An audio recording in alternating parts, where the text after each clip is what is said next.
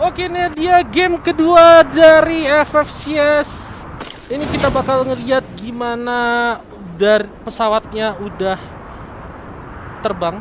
Yes. Ya kan? Udah ada orang-orang yang turun ya kan?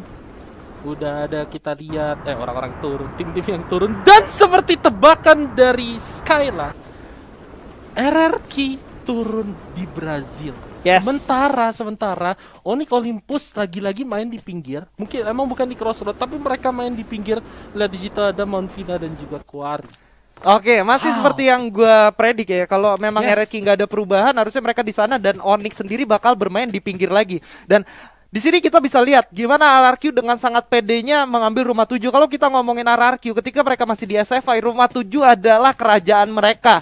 Gak bakal ada yang berani mendekat ke sana, Bang. RRQ Hades. Lu tau nggak Purgatory itu adalah alam baka. Dan Hades itu adalah dewa yang menguasai alam baka menurut mitologi Yunani. Wow, Ya, Purgatory artinya alam baka. Dan ternyata Hades ini yang memiliki adalah dewa yang menguasai alam baka menurut mitologi Yunani. Oke, fix. Untuk map kali ini RRQ bakal menjadi dewa aja. Mereka rumahnya di rumah 7 kan? Yes. Gue bilang kan? Ya. Dan mereka pulang ke rumah. Dan menurut mitologi 7 itu adalah angka sempurna. 7 adalah angka sempurna. Lu benar gak nih? Apa lu ngarang nih? Atau mungkin gua buat sesuatu kayak yang lu bikin di FF nomor 1 ya. Jadi lu ngarang? Enggak. Oh, tapi Purgatory Purgatory benar itu kan? benar alam baka. Kalian bisa cari di Google. Dan Hades itu emang dewa penguasa alam baka menurut mitologi Yunani. Oke. Dan ini masih jadi satu hal yang cukup unik ketika kita satukan filosofinya. Iya. Dan dari Baby Argon, tetangga kita dari Malaysia tentunya bakal bertemu dengan kita. Dan kita lihat mereka udah membuat satu garis lurus untuk melakukan defensive style yang cukup baik ya. Ya. Oke. Menurut lu peluang RRQ clean ketemu sama Baby Argon. Berapa persen? Untuk di posisi, oh my god, dan Pac-Man udah berhasil mendapatkan satu breakdown ya. Langsung dijawab sebelum Skyla bisa ngejawab. Pac-Man langsung dijawab. Mungkin mereka bakal clean 100%. Satu orang udah berhasil di knockdown. Ini kita bakal lihat gimana para main RRQ masih nge-spray Phoenix yang sepertinya bakal dibantu sama teman-temannya di situ. Yes, dan ternyata masih bisa diselamatkan ya. Yes, kalau lu perhatiin di sini RRQ Hades adalah Second seed. Indonesia second seed ya Yes. kan, dan itu kayak dari tim-tim lainnya juga bakalan ada yang kayak gitu. Ini berarti adalah RRQ Hades juara 2 dari FFG. Lu bisa dengar ada mobil yang udah dipakai sama Pac-Man. Apakah mereka bakal bermain agresif langsung? Karena kita lihat Pac-Man sendiri udah menggunakan fast level 4. Wow. Oke, mungkin aja mereka bakal bermain. Mungkin di rumahnya sendiri mereka kayak oke. Kalau misalkan di tempat lain kematian datang orang menunggu kematian, ini kematian yang menjemput. Ini kematian yang akan menjemput lu ya kan. Di balik mobil ini. Oke, atau mungkin juga RRQ Hades. Oke, kita lihat di situ Chanzu sendirian naik mobil. Ini seharusnya dia bakal muter dan gak bakal turun ya kan. Dia bakal nge-spot kira-kira. Oke, kenapa enggak kalau lo bisa turun. Dan kita lihat di sini para main RRQ. Wow, ke depan percaya diri yang bagus. Dan satu orang udah berhasil di knockdown. Duel terjadi lagi, tapi ini bukan duel karena 1 lawan 2. Kita lihat masih dikejar para pemain dari Baby Argon oleh para pemain RRQ, dan satu orang udah berhasil di-kill. Di situ satu orang lagi berhasil di-knockdown. RRQ masih haus darah di ronde kedua, dan kita lihat para pemain Baby Argon. Oke, satu orang di situ udah knockdown. Pac-Man dan udah ada granat flashbang. Sepertinya kalau lihat gimana para main dari RRQ harus sedikit nurunin temponya ya kan, dan di sini Pac-Man berhasil di revive, dan dari RRQ sendiri di sini belum kehilangan satu pun, dan udah ada satu orang lagi yang berhasil knockdown. Kill udah berhasil di secure arma RRQ Hades, 2 kill di secure oleh RRQ Hades, dan para main dari Baby Argon harus cabut minggir dari rumahnya RRQ. Punten seluruh, ini RRQ Hades sudah berhasil mendapatkan 3 poin eliminasinya di rumahnya. Jangan deket-deket sama RRQ Hades, apalagi bermain di Purgatory karena dia adalah dewa yang menguasai Purgatory. Lu bayangin ya, lu main ke rumah mungkin orang penting atau orang besar atau mafia, lu serem kan? Betul. Lu main ke rumah maut di alam maut. Lu main ke rumah maut di alam maut. Itulah tadi Baby Argon pas main ke ini kan Brazil. Apalagi lu masih baby. Apalagi lu masih baby. Waduh. Oh, udah selesai sih. Dan Gila di sini kita melihat juga gimana King of Gamers yang masih ada di posisi pertama, ternyata mereka masih cukup aman. Gue cukup salut dengan pembacaan yang dimiliki Onyx sendiri. Kemungkinan besar Onyx udah tahu bahwa King of Gamers ini yang ada di posisi pertama mereka bakal turun di Crossroad. Wow, Yang membuat Onyx sendiri harus mengalah sama mereka. dan kayak dalam artian lagi-lagi apa yang kita udah bahas tadi terjadi, dua tim dari Indonesia yang bermain di play-ins punya kemampuan beradaptasi yang sangat tinggi. Betul. Dan inilah yang terjadi kayak ketika Onyx Olympus sendiri mungkin mereka pengen hindarin Clash, mereka pengen nerapin satu strategi tertentu dan mereka melakukan hal ini dalam artian mereka nggak turun di tempat biasa, mereka turun di Crossroad dan mereka turun di Marble, dan sekarang mungkin mereka udah masuk ke dalam posisi yang lebih enak untuk di ronde kedua di Purgatory. Iya, dan kita lihat di sini O'Connor udah berhasil mendapatkan fast level 4-nya. Apakah mereka menggunakan bounty ya? Karena dua orang sendiri di sini kita udah bisa lihat gimana RRQ Pac-Man dan juga O'Connor. Oh, ternyata Pac-Man-nya sendiri ngeganti fast yang dia milikin dipakai oleh O'Connor, Sang Ya, Racer. Sang Racer ya. Yes. Jadi emang biasanya kalau lu punya Phase 4 atau Phase putih itu lu kasih ke Racer. Karena dia yang bakal banyak absorb, banyak nyerap damage dari lawan. Iya, dan lu lihat di sini RRQ udah pakai dua mobil langsung, nggak kapok, bakal cari di mana musuh berada. Baby Argon, oke, ini masih orang yang sama ya, dari tim yang sama, dari Baby Argon. Yep. Oke, tapi bakal dilewatin gitu aja ya kan. Mungkin dia enggak. Oh, kenapa kalau misalkan ada satu mangsa kita lewatin gitu aja, kenapa enggak kita gas ya kan? Yes, bener, dan mereka udah nyalain clue juga di sana. Harusnya kalau Baby Argonnya bergerak mereka bakal ketemu sih, harusnya ya. Wow, Clue ya, ini adalah salah satu karakter yang skillnya itu bisa nge-spot Oh musuh my lu, tapi God. O'Connor di sini cukup percaya diri dan akhirnya dia sepertinya kalah duel, dan sayang banget. Kalau menurut gue ini ada satu mistake yang kalau menurut gue kurang begitu baik yang dilakukan oleh RRQ. Ketika mereka harus ngejar satu orang, mereka kehilangan satu orang. Benar, kayak mereka ternyata melakukan split sampai akhirnya mereka lupa kalau misalkan masih ada musuh di sana, sampai ternyata RRQ Hades harus kehilangan O'Connor. Cukup mahal yang dibayar oleh RRQ. Untuk satu orang yang satu kill yang mereka dapetin Betul, ini. betul. Mahal banget karena kalau kita ngelihat nggak ada alasan buat ninggalin O'Connor tadi. Mereka punya dua mobil, mereka bisa mobile secara bersamaan, tapi kenapa harus meninggalkan O'Connor di belakang? Yes, andaikan mereka harus split pun mereka bisa split dua-dua. Betul. Ya, dan oke, kita balik lagi sekarang ke Onyx Olympus yang masih ada di sekitaran Marble Works dan sepertinya udah bertemu dengan satu tim.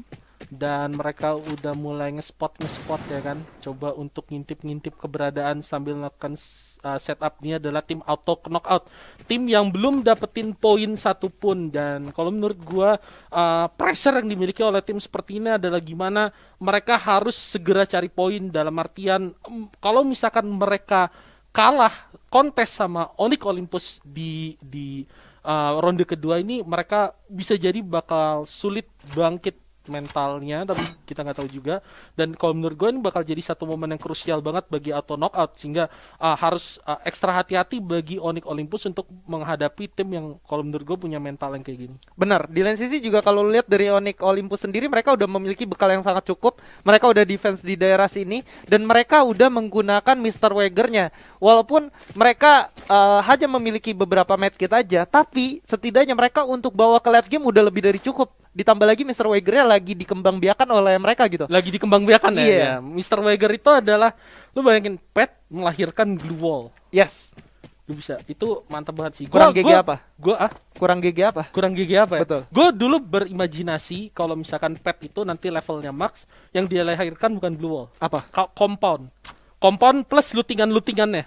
Anjir, ngeri juga ya. Ngeri banget kan? Ngeri. Jadi lo sekalinya dia beranak, lo lempar set keluar compound, misalnya rumah 7 yang keluar terus dalamnya ada lutingan. Tapi gue bisa prediksi Apa? kalau di masa depan nanti pet dari Free Fire ini bakal ada satu pet yang bisa manggil Danger Zone. bukan, manggil mini supply box gitu. Mini supply box. Yes. Wow. Iya, paham. Iya, mungkin yang isinya kayak sekedar pelontar mini atau kayak aksesoris yang dibutuhin buat late game gitu, untuk mengganti si Mr. Wager ini ketika mereka nggak meta nanti. Mungkin gak sih? Iya, mungkin aja ya kan. Makanya terus main Free Fire kan. Karena Free Fire is the best. Karena dengan lo terus main Free Fire mungkin lo bakal ngelihat apa yang diomongin Skyla tadi. Betul. Karena kalau lo udah gak main Free Fire lo gak ngeliat lagi kan. Benar. Ya. Jadi lu harus tetap main. Ya. Dan kita lihat di sini. Oh my god, kenapa harus ketemu di sini dari sisi?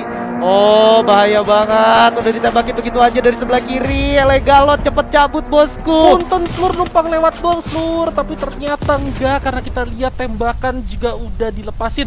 Di sini menarik karena ada dua tim dari Indo, Onyx Olympus dan juga RRQ, dan tim nomor 12-nya ketemu tim nomor 1 yaitu Auto Knockout dan juga King of Gamers. Sementara di belakang RRQ sendiri udah ada TG4U. Yes, dan RRQ sendiri di sana ternyata berhasil mendapatkan satu knockdown-nya. Wow.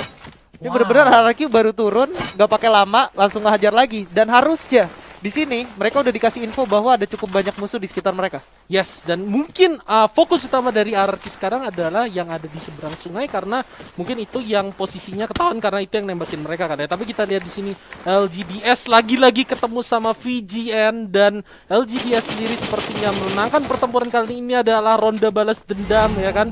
V-Gaming ronde di mana mereka ketemu di ronde pertama dan sekarang V-Gaming ketemu lagi sama LGDS. Tapi kita lihat 3 pemain V-Gaming di sini masih hidup dan LGDS sepertinya harus pulang dan V-Gaming berhasil menangkan duel mereka kali ini. Yes, dan kita saksikan juga di mana ada KOG dan juga dari tim Auto Knockout ya. Exura yang belum berhasil mendapatkan poin apapun di game pertama. Kali ini mereka udah secure 1 kill dan mereka bermain lebih agresif nih. Yes, dan akhirnya mereka dapetin poin. Mereka punya kedudukan yang sama dalam fight ini antara peringkat dengan peringkat pertamanya ya kan King of Gamers dan ini menarik banget kalau sampai misalkan King of Gamers sendiri harus mati di tangan tim yang ada di posisi ke-12. Ya. Auto knockout, bro. Siapapun bisa di knockout. Betul. Bahkan dirinya sendiri pun bisa. Bisa di knockout. Secara otomatis ya, itu namanya auto knockout. Tapi sepertinya ini bakal jadi deadlock di mana lu lihat gak banyak pergerakan lain ya kan dari tim yang udah ada di sini. Auto knockout sendiri kalau lu lihat udah ada satu yang ada di tower. Ini kalau menurut gue cukup berbahaya sih kalau lu bisa kayak gini dalam artian andaikan satu pemainnya ke knockout, yang lainnya bakal sulit untuk saling nge-cover yang tempatnya berjauhan. Tapi kita lihat di sini zonanya menarik. Zonanya bakal memaksa RRQ bertemu dengan Onyx secara langsung atau tidak langsung. Ya, dan RRQ sendiri sepertinya harus memikirkan cara gimana ngelewatin tim TG yang ada di seberang. Sementara itu kita lihat Auto Knockout sendiri udah bakal di-spray terus sama tim King of Gamers. Tapi gak cuma itu aja karena di belakang ada XTZ yang berusaha untuk masuk ke dalam zona juga. Yes, sementara Burst the Sky di sini udah berhasil mendapatkan satu tempat yang cukup aman, membagi vision menjadi 3 arah, satu di tower, satu lagi di rumah, dan 2 orang di atas zipline. Mereka untuk masuk ke zona selanjutnya masih cukup aman dan kalau dari prediksi gue harusnya zonanya sedikit menyeberang. Berarti ke arah tim ini apa namanya? Tim yang ada di seberangnya. Betul. RRQ itu. Yes. Okay. Dari tim For You ya, dari tim TG tadi. Iya, tim TG. Oke. Sementara kalau kita lihat di sini udah ada pelontar ya. Hadiah yang cukup manis bagi tim RRQ dan mereka juga udah mulai ngespot, mulai ngejaga ke arah tim Onyx. Nah, ini seperti yang lo bilang, sepertinya gak bakal terhindarkan ya pertemuan antara RRQ dan juga Onyx. Lo lihat Legalot di situ udah siapin titik-titik dari snipernya dia, senjatanya, coba untuk ngespot satu orang ya kan. Sementara di sini Onyx sekalipun mereka harus masuk ke dalam zona, mereka cukup tenang. Tapi di atas kita lihat Auto Knockout sepertinya bakal menangkan pertarungan dengan King of Gamers. Tinggal 1 orang dan ini bakal jadi tragedi sepertinya bagi King of Gamers. Mereka bakal diratain, tapi enggak ada alasan kenapa mereka adalah King of Gamers. Karena 1 orang ini masih bisa bertahan dengan cukup baik dan seharusnya dia bakal nge-revive temannya di sini. Dan dari tim Auto Knockout mereka gak ada bantu sama sekali. Ya karena mereka emang kepisahkan tadi 2 di rumah, 1 di tower dan ini akhirnya skenario yang buruk di mana yang di tower sulit untuk ngebantu temannya. Dan kita lihat di sini XTZ ternyata bakal berhadapan terlebih dahulu dengan Onyx. Onyx Olympus udah berhasil dapetin 2 kill sekalipun mereka harus kehilangan 1 orang. Tayo di situ gak bisa diapain lagi, tapi kita lihat dari belakang juga ada Jars yang lagi-lagi berhasil ada M79 dan udah ada M79 juga di situ. Kita lihat di sini Onyx Olympus masih mencoba untuk bertahan 3 orang. Begitulah cara mereka buyar dari Jars game dapat pertama. lagi. Jars dapat lagi 2 kill lagi untuk Onyx Olympus. Dan sepertinya sekalipun mereka bertiga, kekuatan Onyx Olympus begitu luar biasa. Begitu juga dengan RRQ Hades yang udah berhasil dapetin 5 kill. Sekarang mereka bakal ketemu sama BTS, mereka bakal coba untuk seberang. Dan kita lihat di situ satu orang udah berhasil dikenakan. Sepertinya bakal ada backup dari teman-temannya, dan Pac-Man masih terus untuk fokus konsisten, gak menyerah dan coba untuk ngehajar glue wall yang ada di depannya. Iya, sementara Onyx bakal sedikit berputar ke arah belakang, ditembakin begitu aja, cukup sakit damage yang diberikan oleh RRQ. Kita lihat gimana para pemain Onyx terlalu sulit, mereka di belakangnya. Nah, Chanzu di situ terkena knockdown dan sepertinya bakalan sulit banget untuk di revive, karena kita lihat juga di situ ada satu pemain Onyx yang terkena dan juga Legalot, dia langsung tancap gas ya kan, coba untuk menyeberang sungai dengan mobil kah, atau mungkin dia coba untuk nyari posisi yang lebih aman. Sementara Onyx Olympus di sini tersisa 2 orang, masih harus melawan berapa tim tapi masih bisa dapetin kill. Wow, Onyx Olympus 6 kill sekalipun mereka cuma berdua doang, dan mereka coba untuk maju ke depan. 1 kill lagi didapetin Onyx Olympus. Tempo, momentum yang dimanfaatkan oleh para pemain Onyx Olympus sekalipun mereka cuma berdua benar-benar bagus dan akhirnya ngasih kill yang cukup banyak bagi mereka. Ya, sudah 8 kill di sini dipegang. Jar sudah melakukan healing juga, sementara Lau masih coba melihat di mana musuhnya berada. Ada spam granat ke arah depan di sana. Sementara Lau dan juga Jar masih cukup aman berlindung di balik glue wall yang ada. Sementara itu Lau bakal langsung coba masuk ke dalam kah? Oke, kita lihat 2 pemain Onyx Olympus, tapi sayangnya 1 orang knockdown. Please di revive dulu. Dan itu adalah akhir bagi Onyx Olympus. Sekalipun mereka berakhir di sana, namun 8 kill udah berhasil mereka dapatkan. Wah, sayang banget. Padahal tadi mereka tinggal masuk ke dalam ngehajar orang langsung, jangan ragu gitu loh. Yes. Tapi glue wall terakhir yang dipakai oleh Lau benar-benar sia-sia, dimana ternyata glue wall-nya nggak begitu efektif sampai akhirnya masih bisa ditembak dari sebelah kiri. Ya, dari pemain King of Gamers kalau nggak salah ya. Dan di sini here's come a new challenger, ada V Gaming dengan 8 poin eliminasinya, masih ada 3 orang tersisa. Sementara itu For You, Thalia, Sharky dan kawan-kawan masih lengkap 4 orang. Ya, kita lihat di sini para pemain dari TJ4G yang emang dari tadi enak banget nunggu, sementara satu pemain dari King of Gamers karena dia adalah King of Gamers 1 lawan 4 sepertinya sesuatu yang udah cukup normal, tapi ini bakal sulit banget karena dia ditembak dari 2 tim sekaligus dan gak bisa bertahan. Ini bakal jadi duel antara TJ yang udah dapat 9 kill dan juga para pemain dari TG. 1 orang udah berhasil di knockdown tapi berhasil di revive. 4 versus 3, sepertinya ini bakal sulit banget bagi V Gaming untuk bisa memenangkan pertarungan ini, tapi kita nggak tahu karena mereka udah dapat 9 kill juga dan mereka sepertinya lagi mencoba beberapa cara untuk menang lawan TG4U yang masih berempat. Zona udah mulai berjalan. Para pemain dari V Gaming coba untuk maju ke depan, coba untuk menghindari zona. 1 orang berhasil dibunuh, 2 orang berhasil dibunuh, dan V Gaming berhasil mendapatkan buyah di ronde kedua. Yes, buyah di ronde kedua dengan torehan poin yang cukup besar. Di sana mereka kalau nggak salah ada sekitar 9 sampai 11 kill. Yes, ini benar-benar perolehan kill yang